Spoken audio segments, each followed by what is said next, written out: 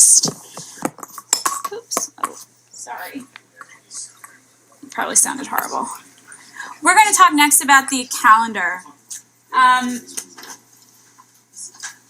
And the calendar has the idea of not only events and assignments, but it also has a scheduling feature, which you might find very useful.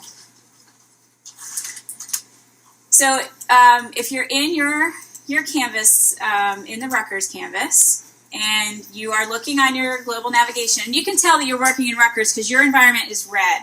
My environment is gray. Yours has been customized with your branding for your institution. So the button we're looking for is the calendar button. It's the third one up from the bottom.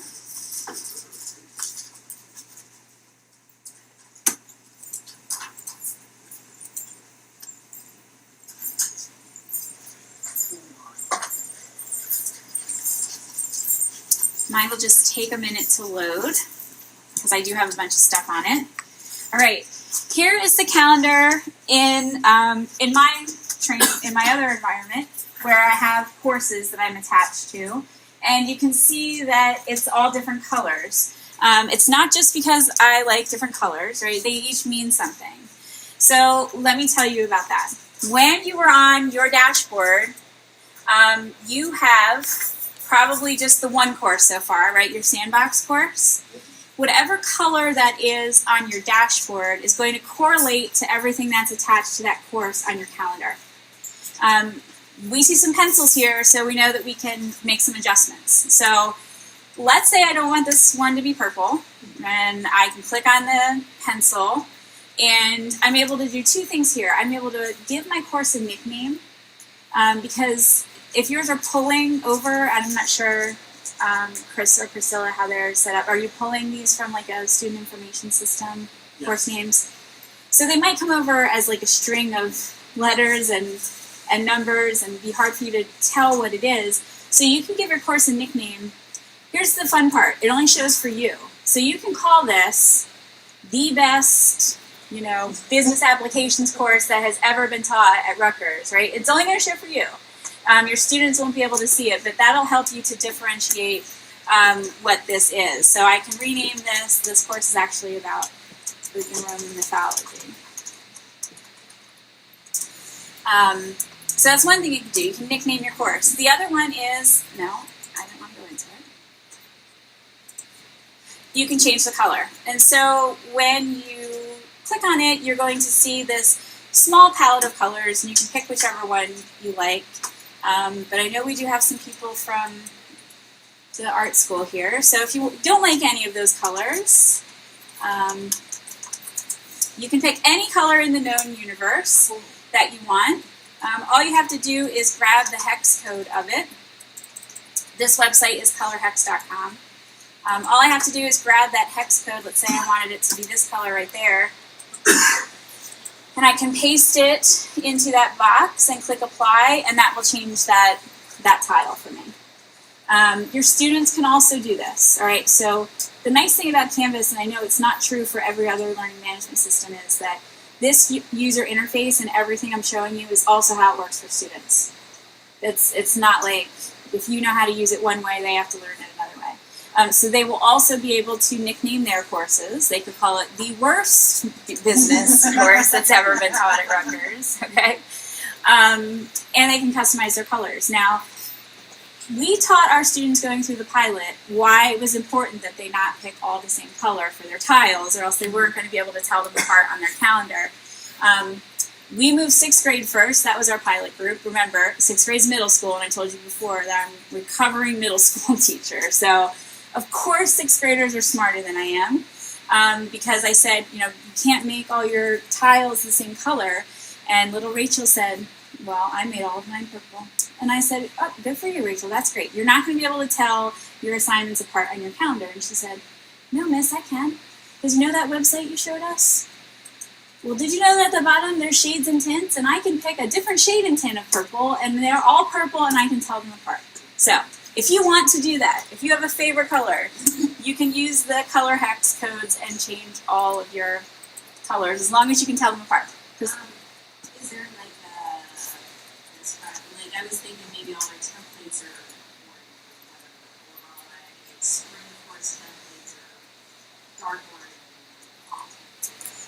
they just show for you.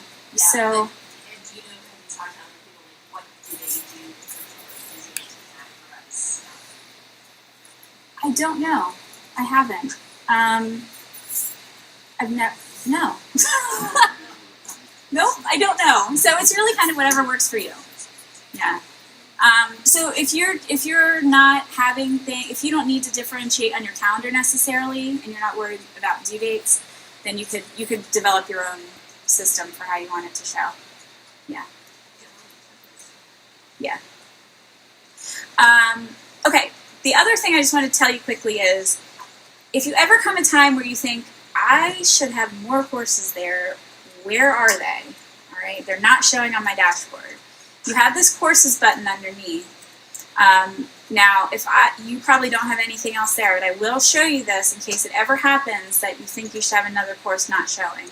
If I click on my All Courses button, these are actually all the courses I'm associated with, and I don't have them all showing on my dashboard because it's just way too many. But if I wanted to add, for example, this Intro to Geology course to my dashboard, all I have to do is fill in the star next to it, and now it's going to show on my dashboard. And if I don't want to show the Business and Telecommunications course, I just unfill the star, and now that'll go away.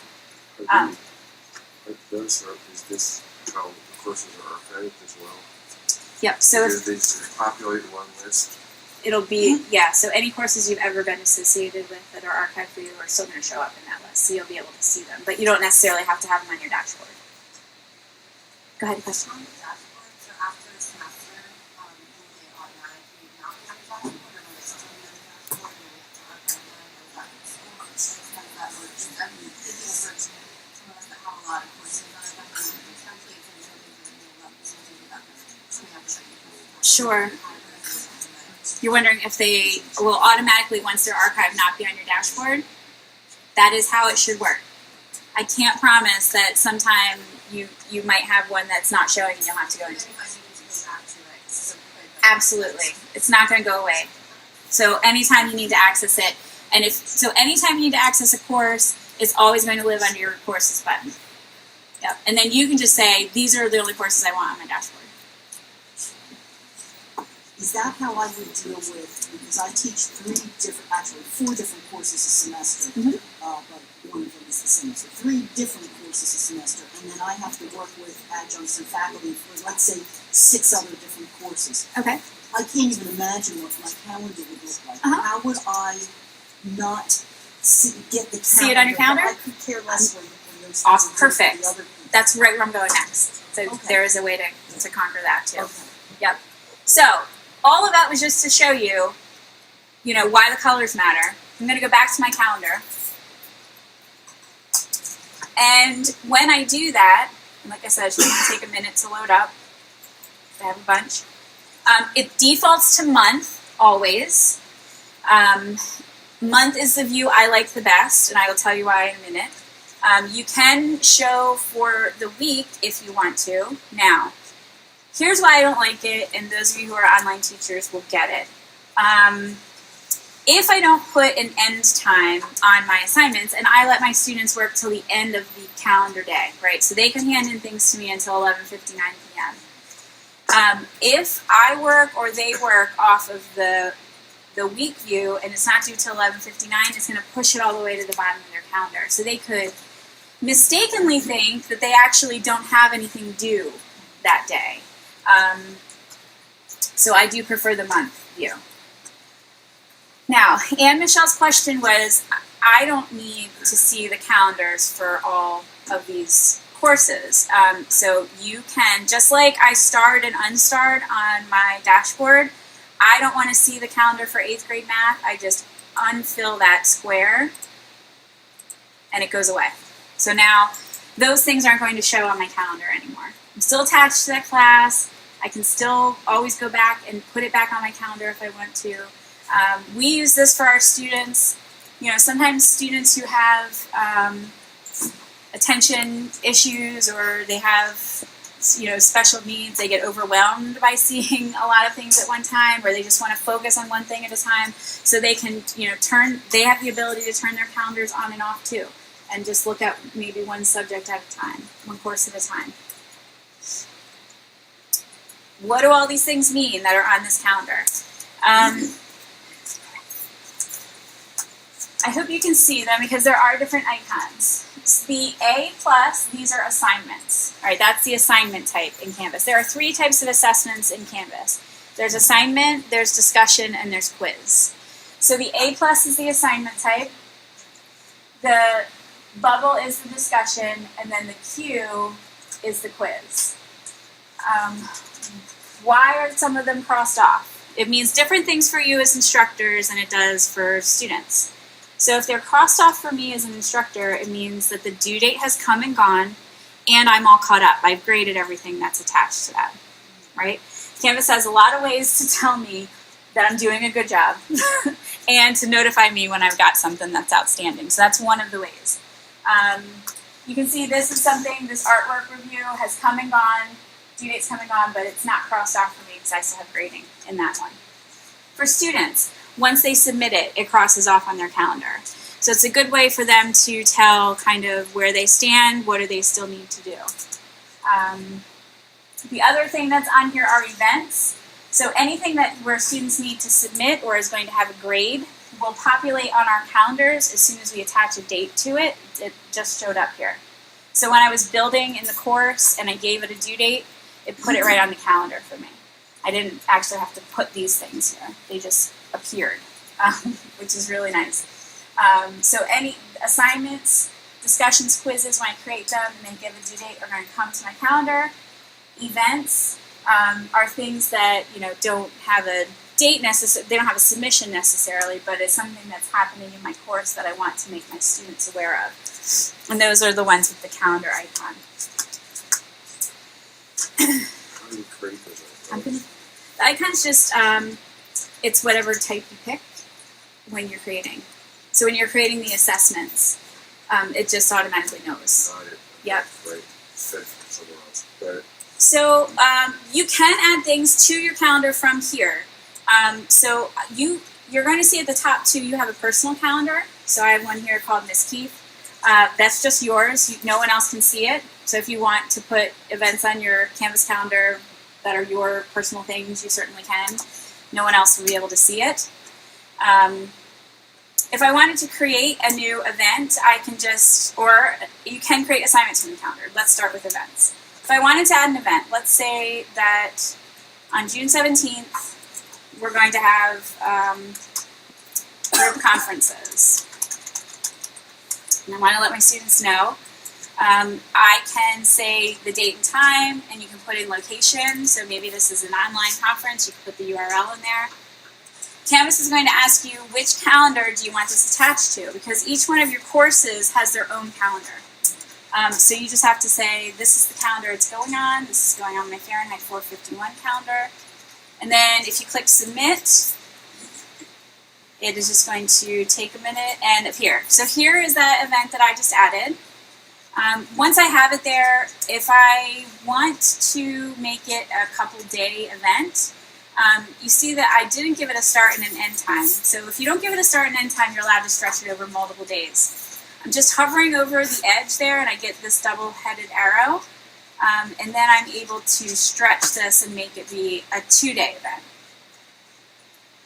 If I have it on my calendar and then I realize I put it on the wrong date, I'm like, oh gosh, now what do I have to do? Do I have to delete it? Nope, you can move it to wherever it needs to go. And that's going to update it everywhere for your students. That's how it works too with any of these things that I have scheduled for my course. So let's say, I was hoping that I would get to this section of my course and my students would be able to submit their paper on Ray Bradbury on the 10th, but we had a malfunction of some sort and I actually have to move it to the 14th.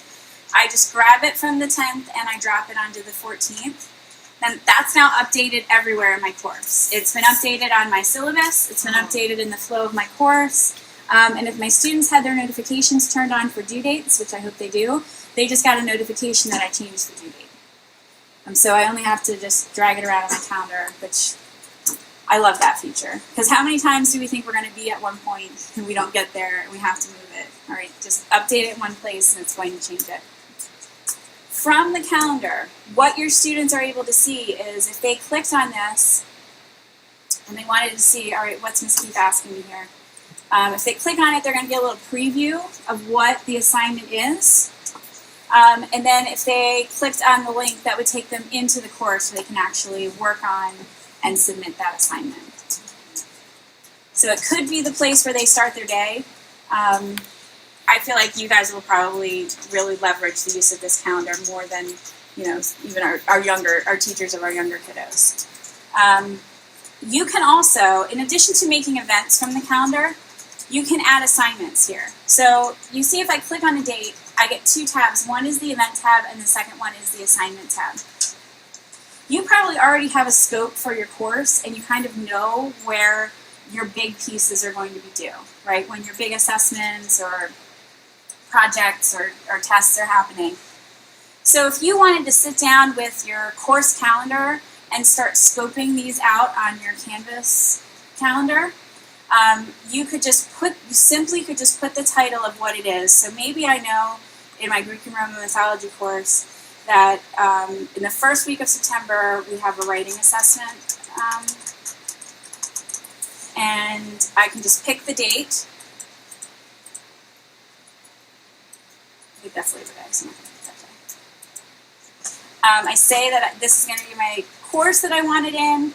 That's all I'm going to do right here. I'm not doing anything else. I have the ability to fully build out this assignment from right here. I'm not going to do that right now, but I can. If I don't do anything else here, I just give it a name and a date, and I click submit. What that did was in that course, that just made a placeholder for me. So I can go back into that course and fully build out that assignment. Usually people want me to prove it, but that actually did happen, so I will show you that actually did happen. If I go into my assignments, here it is. So here is the assignment that I just made a shell for. It's just a holder, there's nothing there. It's not published yet for my students, but I know, I'm planning it out on my calendar. I know that this is what I'm going to do. When I'm ready to go back and build it out, I have a placeholder for me in my Canvas course. All right, so those are the things that you can do, the basic things with the calendar.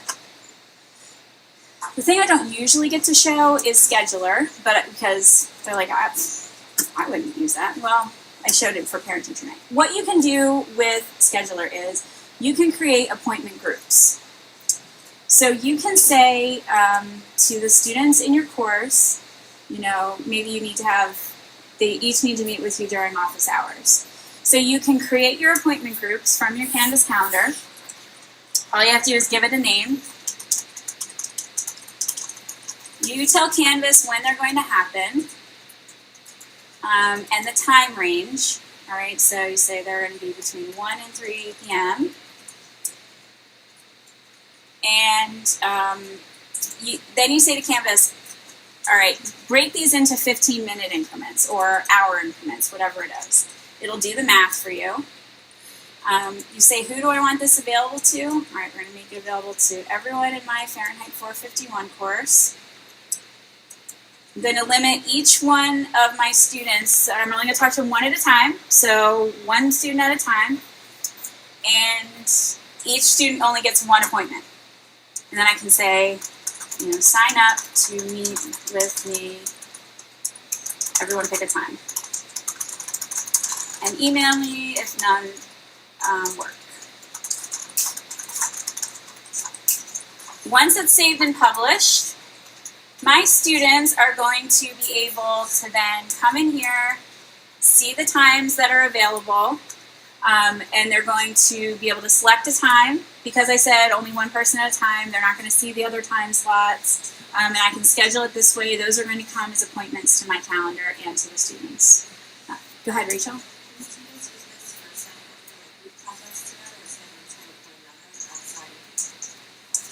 So they would have this functionality with the grouping thing. So yeah, yes.